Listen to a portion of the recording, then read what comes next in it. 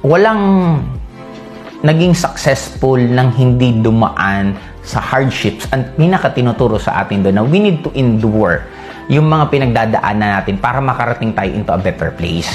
Na ako, I could always relate sa akin. Kaya I just choose na maging masaya na lang. Kasi naalala ko dati, nung nalaman ko mare-reject lang naman pala ako, nalaman ko na hindi lahat ng makakasama mo tuloy-tuloy, then inintindi ko na siya na part siya ng life. Katulad yung biyahe dito, biyahe doon, nung nagsisimula ako, in-enjoy ko. Na kesa, sabi kong araw-araw ko lang naman pala itong mararanasan, bakit kailangan ko maging malungkot? Kasi di ba ang definition naman natin ng masaya at malungkot, depende naman kung ano yung definition mo, di ba? Parang sabing ang happiness is just subjective. Kaya sabi ko, yung lahat ng pagdadaanan ko tungkol sa network, lalo na po yung almusal ng problema. Mag-aalmusal ka, magdi-dinner ka, manananghalian kang problema. Sabi ko, okay, kung part na to, bakit ko siya iiwasan? Kasi ibig sabihin, pag sinabing part, talagang normal na siyang mangyayari.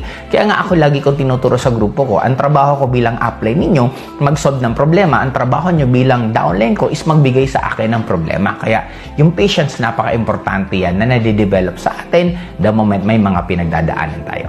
At sa ating number 4 is adaptability.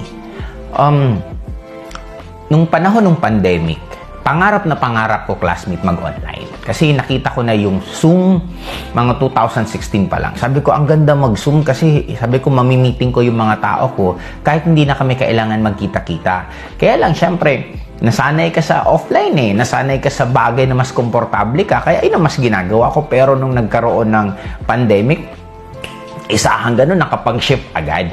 Kaya tandaan mo, classmate, the moment na may pinagdadaanan ka, na parang pino-force ka na magbago, huwag ka nang magmatigas. Kasi yun ang nangyari sa mga ibang kasamahan po namin sa industry, even sa company namin. May mga iba na gusto pa rin nila yung offline mas gusto pa rin